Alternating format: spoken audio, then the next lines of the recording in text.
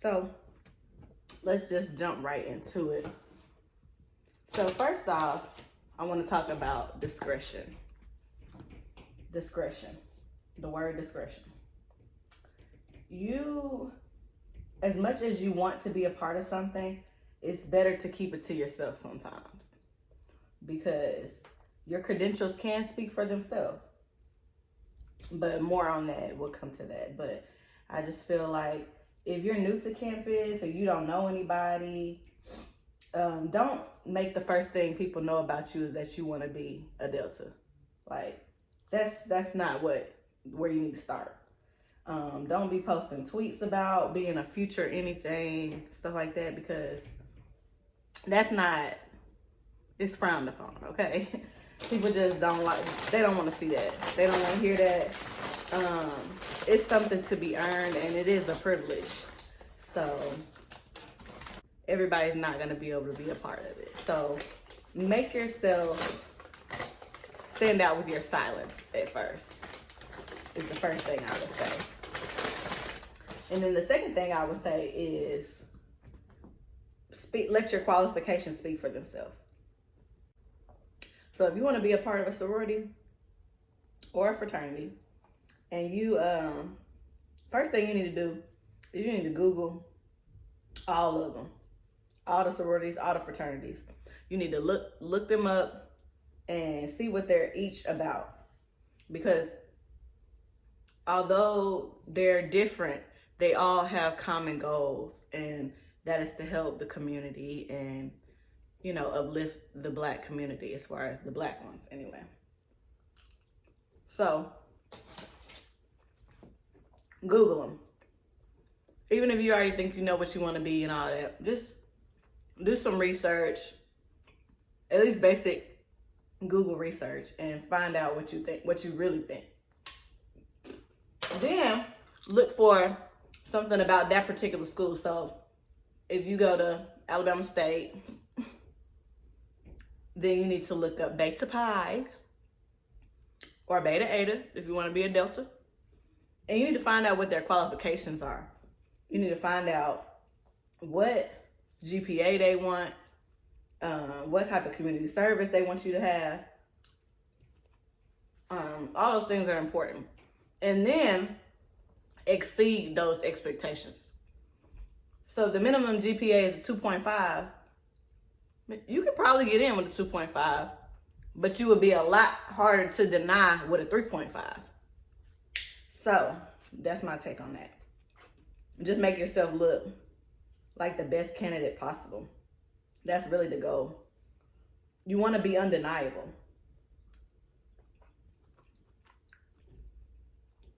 So 1, be discreet. 2, be undeniable on paper. And that also goes into like your social media and stuff like that. Like I said, you don't want to be talking about what you want to be on social media and stuff like that, but you also, you want to not look the part, but you want to look like you know, deserve to be a part. You don't need to be out here hoeing for the gram and trying to get in a sorority. It just don't work like that. Because those things can be used against you to justify why you shouldn't be a part. So just keep that in mind moving forward. And that's not to say that nobody in a sorority that everybody in a sorority is perfect, or that it's no hoes in sororities, because that's a lie.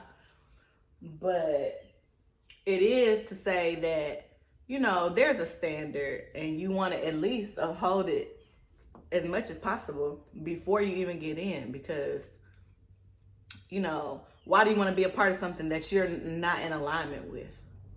And that goes for a lot of things, but why do you want to be a part of something that you don't align with? Why do you want to be a part of scholastic excellence if you're not? So, you know, these are things you want to think about. Focus on your grades, focus on your image, you know, in those early years. Focus on those things. And if you're going grad, those things are still important. You still need to have the GPA to enter if the sorority allows graduate entry. You still have to have the GPA, and you have to have a degree. So you need to graduate. You need to graduate. And your image in the community, people know about that when you get older. So image follows you. Just make sure that, you know, you try your best to have a good image, you know, when putting yourself out there. What else? Introducing yourself. So, I don't know what they do now, but when I was in college, we used to have events on campus all the time. Like, at least 1 or 2 a month. Probably a week. We would have at least one event every other week. Tuesday or Thursday or something like that, we would have like a little event. Show up to the events. Even if you're a freshman, go to every event. Once you decide what you want to be, though. Don't be hop. I don't think it's a good idea to hop events. I think you should not go to no events until you decide what you think you want to be. Or I'll say this, if you're still undecided, go to one of everybody's. And then don't attend no more until you figure out what you want to be. And then once you decide, then start going to all the events, every single event. And show up early. Don't show up late, come early. And make sure you sign in. It's always normally like some type of sign in sheet, record book, something like that. Always sign in. Because we always used to look back at that as like, oh, she went to a lot of our stuff. She supported us. You know, if she can attend events now, we know she'll be attending events when she becomes a member because, you know, she is active. She's out there. You know, she's putting herself out there. So you want to go to as many events as you can, and you want to try your best not to hop events. Like when I knew what I wanted to be, that's it. Because I didn't want them to be confused about what I was trying to do. You feel me? I knew what I wanted to do. I was not a flip-flopper. I wasn't trying to change my mind about that. So I didn't go to none of the events until after I became an AK.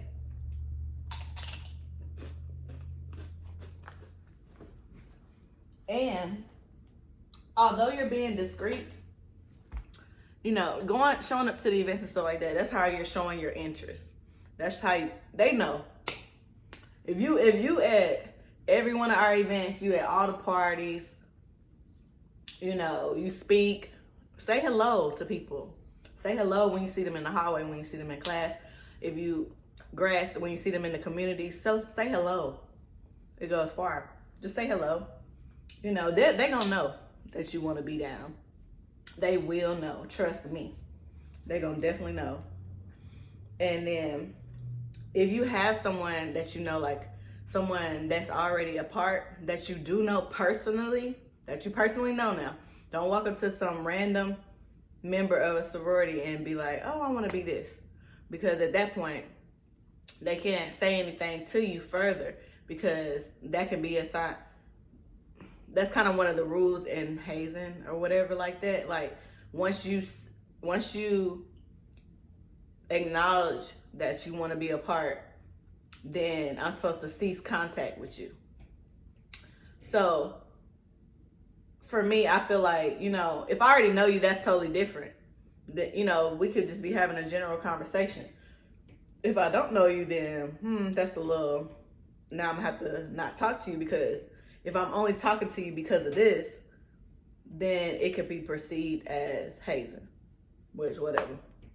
But so you have to be, those type of things are touchy, and that's why if you think people being stuck up or something like that, they not. They just try not to get kicked out, because people are very strict about stuff. But introduce, you know, if you have a friend, you know, that you already know that's in it or something like that, she already your friend, y'all already cool, then you can express it to her. You know, let her know, like, you know, I'm interested in your sorority. I would like to know, if you have any advice for me on how to be a more attractive candidate at the next, intake or whatever they call it in your different sororities. Just say something like that. Just be like, girl, I've been doing my research and I think I'm don't say I think. Say I'm interested in your sorority. And I want to, just find out how I can make myself a more attractive candidate. And I'm telling you, that would help a lot. That would help a lot. Because normally, in most sororities, every active member, now, I'm not even going to get into all that, but make sure you're talking to people that are active. Don't be, everybody's not active, so, and it's kind of hard for people that aren't in the sorority to know who's active and who's not, but you can kind of tell, especially if it's on campus. You can definitely tell, because if they not ever a person leading anything, or, well, maybe not leading anything, but if there's older people around and they're not ever, when they are, probably not active. So, and you can kind of see, you can tell. Trust me, you can tell. But if it's just somebody that you just see walking around with a t-shirt on, you probably shouldn't ask them. But anybody else. Now, misconceptions. I don't think that people get stuck up after they cross. I think that people think that you cooler than you. People think that you and them were closer than y'all were. You know what I'm saying? Because, like, people be thinking y'all super cool before, when you probably ain't talked to this person all year. But yet, now you're different. A year in your life can be very significant. If I haven't talked to you in a year, that's a long time. A whole year, that's a very long time. In adult life, that's a long time. So, if you haven't, people don't get stuck up. You're not gonna be stuck up. Don't be stuck up if you think that, oh, I'm gonna change on people. Don't do that. That's weird. Don't do that. Don't become a hoe after you get in a sorority. It's gonna be a whole lot of more people trying to talk to you and all that. Just, stay true to yourself. And if you already were, then, oh well. I guess you slipped in.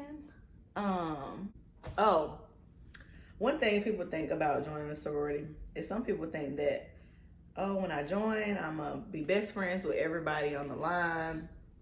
I'm going to have best friends.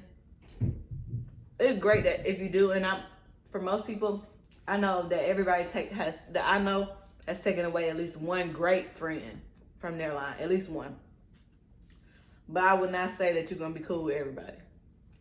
Everybody's going to be your sister, but everybody is not going to be your friend. So don't think that y'all often to just be buddy, super cool, because you're going to have your feelings hurt and be disappointed in the experience if that's what you think going in. That's not how it's going to be. Y'all not all going to be friends, and that's okay. Y'all can all be sisters and support each other and hope each other do well without being besties, and that's okay.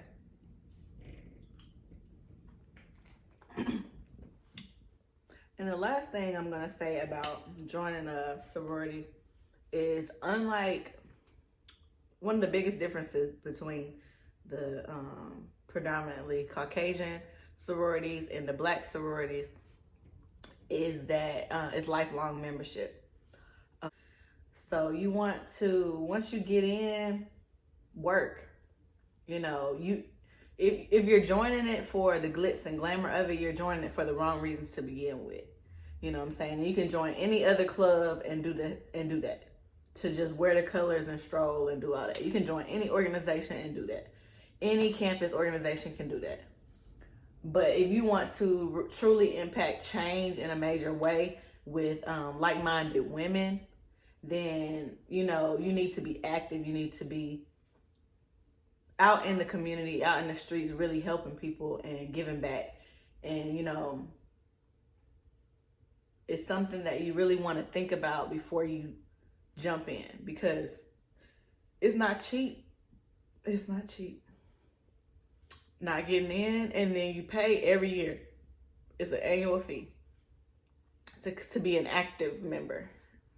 So, you know, maybe I'll talk more about some more different sorority things. If y'all have more questions about sororities and stuff like that, or if y'all have more questions geared toward grad chapters and joining a grad chapter, because you've already graduated college and you didn't have the opportunity, or you weren't, you know, picked up by a line, then I will talk about that. Let me know if that's something y'all are interested in the comments below. And, you know, discretion is still here, even if you comment below. You know, nobody's gonna know what you want to be just because you comment. So if y'all want to know about it though, just let me know and I will comment.